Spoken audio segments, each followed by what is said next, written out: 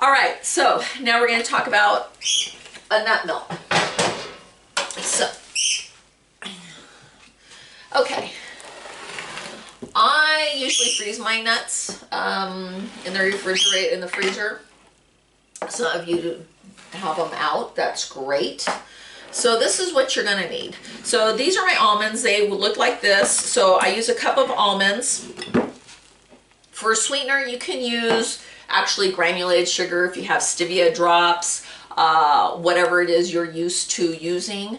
There are a few sweeteners out there that don't dissolve as well in liquid, so you might want to check that out. If you're already doing that, you'll know which ones those are, so I don't have to go through the whole list. These are dates. I have had them soaking. I have some vanilla. It's from my vanilla that I've had since I was about maybe in my early 20s.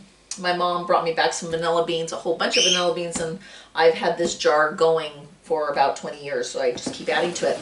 I also have some filtered water and salt. I'm going to be giving you all the ratios here in a minute. So what I did is last night I put, you can see some of my almonds still here. I put 1 cup of almonds in 4 cups of water, filtered water, and I let them soak overnight.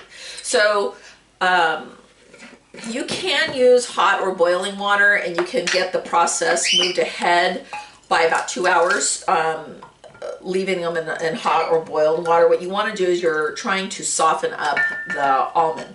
Now, I took the husk off my almonds, and the reason why I did that is because I'm gonna repurpose this. So once I'm finished with my almond milk, I'm gonna turn the pulp from the almond into almond flour.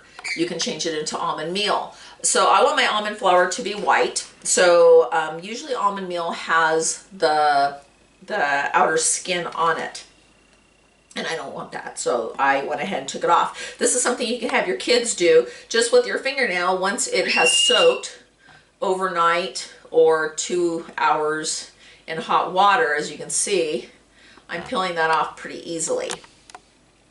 So I'm sure you used to see your grandma sit and peel beans or go through beans and stuff. Well, now you can sit, and it doesn't take very long. You saw it was pretty quick to get that skin off of there. Again, I'm going to save that. I'm going to throw that into my compost for later on. You can leave the skin on there. There's not a big deal. It's just that your mixture afterwards will have the hull in it, and that's usually what they use for almond meal. Okay, so I have 1 cup here of almonds that have been soaked overnight. I'm going to sweeten my almond milk with dates. You can use 2, 3, 4 dates, however sweet you want it.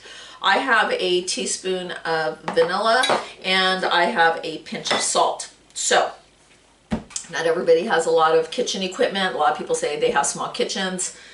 I have a very small kitchen here. So I do have a Ninja. I have this. It's a USB blender. Obviously, if you only have this at home, it'll still work. You're just going to have to do small amounts at a time. So you can use anything that you have at home as far as a blender goes. Okay, so what I'm going to do is I'm going to pour my almonds into my blender. Like so. Now I'm going to throw my dates with my milk. So this is something to consider. If you're going to save the flour for breading zucchini, you might take into consideration that you added this to the milk mixture, so your flour is going to be a little sweet. If you don't want that to happen, what you can do is you can just blend this afterwards. So maybe that's what I'll do, so I can show you guys. I'll just blend that afterwards. I'm going to go ahead and throw my vanilla in there. I'm going to put my salt, my pinch of salt, and I'm going to put my 4 cups, if it'll all fit, of water. Okay, so you can see it doesn't all fit. I'm not going to worry about it. It's not a big deal. this is what really happens a lot of times. We just don't have everything that a lot of people have when they're showing us on cooking shows and stuff. So this is real TV. Okay, I have a measuring cup here. You're going to need a sieve. I have two different sieves. So I have a fine mesh sieve, and then I have just a regular one like a lot of people have. I have myself a bowl. I have some cheesecloth. If you don't have a cheesecloth, I also have this bag. One of the health food stores near me, when they stopped, now they charge you for plastic bags. In their bulk section, they started having these bags, and you buy them for like $1. And this is actually a really nice cloth. When I cured my olives, I went ahead and used this to cure them in because it's almost like a Muslim kind of material. And if you don't have that, either of this, the cheesecloth or this, if you have a fine hand towel, so a hand towel that isn't as thick as this, but something a little thinner, you see, something like this, that would work out really great. See, it's a thinner material. You could use that as well and just squeeze out the milk from there. So I'm going to go ahead and I'm going to blend this. I'm going to have my husband turn off the video because no one wants to hear bzzz really, really loud. I'll start it. He's going to pause it, and then we're going to come right back. All right, so I'm done blending, and as you can see, it's actually kind of the color of milk running out there. Okay, so I'm going to pour the rest of this milk. I don't even know if this bowl's going to be big enough. I might have to get something a little larger. Okay, so we're done blending, and as you can see, it has the appearance of milk. So I had to get a bigger bowl while it was blending, and my kitchen is very small, so so it was a little bit of a task to get to it, so I did that while we were blending that. I'm going to go ahead and I'm going to save this water right now because I'm going to swish out the remaining stuff in here. I haven't forgot about my almonds. So right now this is just regular unsweetened almond milk. Okay. You want to blend it enough to where everything is really finely chopped up. So I'm going to go ahead and I'm going to put this mesh in here. You can use this if you're really good at pouring. But we're going to use what we have at home. And I'm going to just drain this through. I'm doing this just to make sure that that it goes through. Now some of you might be hearing this background noise. My husband's reminding me. We have a larakeet. And it's cold in California right now, so he needs to stay in the house where it's nice and warm. So if you hear this little laughing or kind of talking, that's our bird Sancho. So as you see, it's just kind of coming through. And I know when things get back to normal, you can go back and buy your milk at the grocery store, but actually kind of when you taste this, you're really going to be surprised on the, okay, so my little mesh bag kind of spilt over. I'm going to show you right now what you're going to be getting. So I'm going to squeeze this out.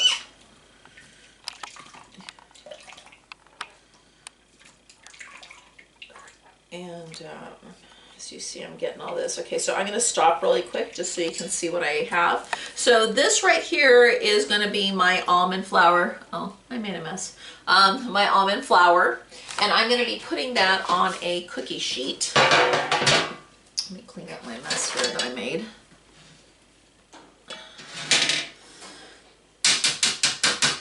And I'm going to end up letting that dry. Let me get rid of this here too.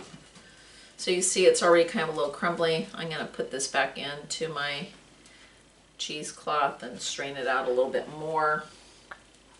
And I'm still going to be pouring more of this milk in here.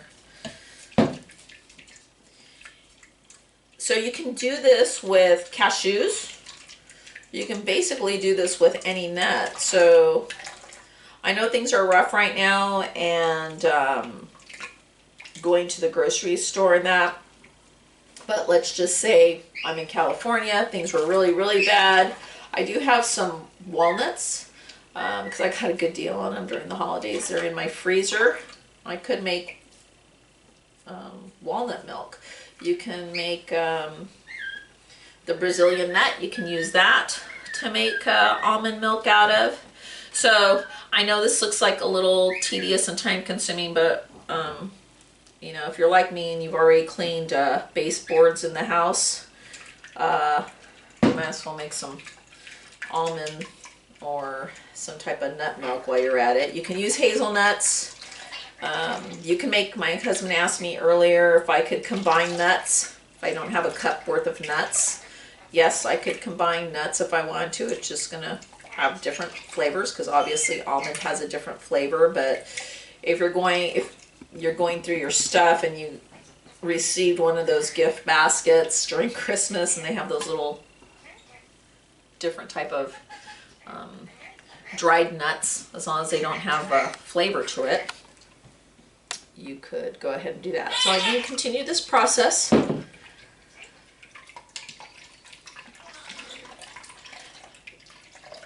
Until it's done. So what am I going to do with this flour is I'm going to let it dry out. If you have a gas oven, you can just kind of throw it in there and just toss it around with a fork throughout the day. If you have propane or electric, you can't really do that. I'm just going to kind of put it in there for a few minutes at like 250, kind of watching it just to make sure. I'm going to add some of this water to it because I'm going to get about 5 cups. Now, you're wondering, where am I going to put this at? So I repurpose things. If any of you drink wine, just wash out a wine bottle that's been used. Put it in there. If you have any type of juice bottles, throw it in there. Do not put it back into a milk carton. Glass is preferred. If you have like a soda bottle, throw it in there. So you can do that. Okay, I'm done with my milk part. So now what I'm going to do is I'm going to go ahead and I'm going to put my dates in there. Make sure there's no pits. I'm going to wash my hands real quick. Okay, rinse those off.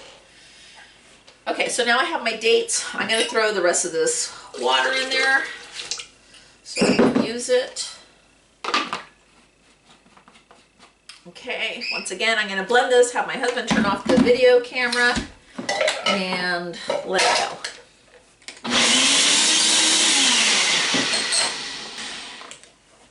Okay, so my dates are now blended.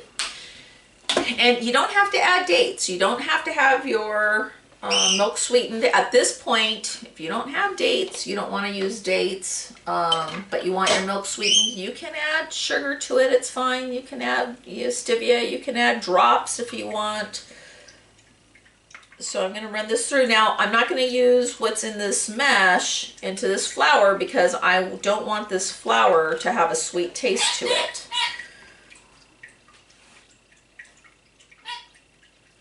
Okay. While that's draining,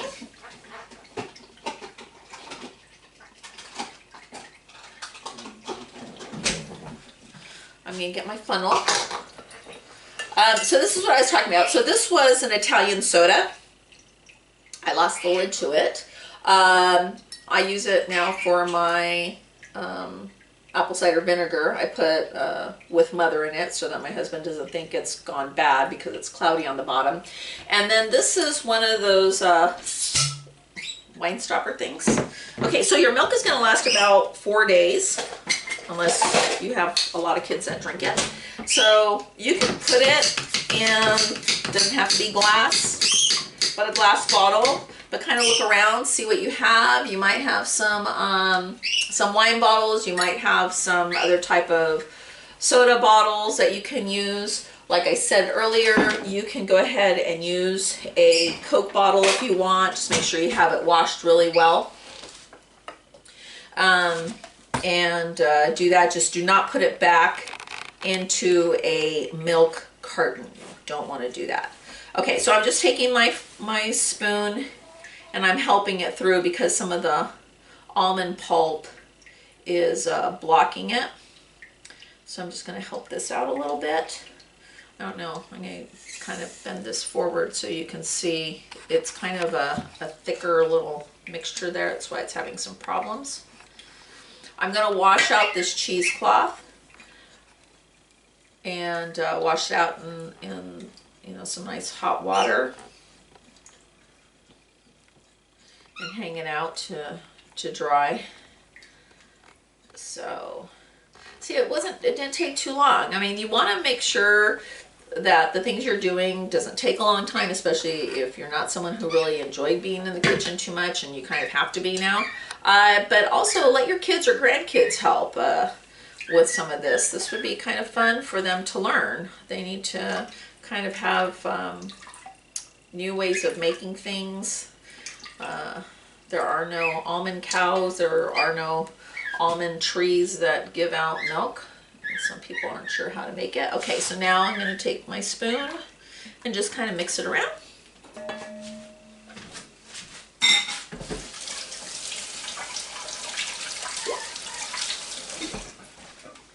Alrighty, and I am going to put down a couple of cloths because I may spill.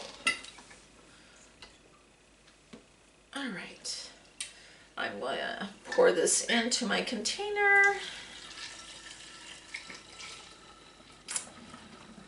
And as you see, pretty easy. Refrigerate it, tastes great. This here, like I said, I'm going to kind of mash this up a little bit. I'm going to put it in my oven at like 250. I need to watch it. You want it to dry out. If you have a humidifier, that's great. Sorry. If you have a dehydrator, that's great. Mine's in storage somewhere, so don't have that out. But I'm going to put it in. I'm going to put the timer on for about 15-20 minutes, and then I'm going to take my fork and kind of toss it around again, set the timer again. You just kind of want it dried out. You don't want it browned, you just want it dried out.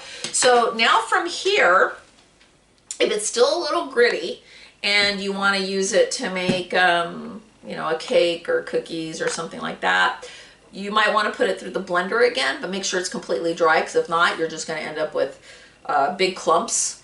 And so make sure it's really, really dry before you do that. You can store this just like regular almond flour. I put usually all my flours in that in the refrigerator or the freezer. One, because I don't have a lot of room, and you don't want it to go rancid because it's still from a nut, so you don't want that to go rancid. Something really fun that you can do with it is you can get zucchini spears instead of French fries that you might not have in the freezer. So get some zucchini spears, dip them in water. If you want to coat them in an egg white, that's fine. And then season this like you would regular flour, so whatever salt, pepper, whatever seasonings you want. Roll the zucchini spears in there, put them in your oven at about 375, and watch them. They'll start baking, and then you have some, instead of fried zucchini, you have zucchini spears. Make sure you cut them kind of thin.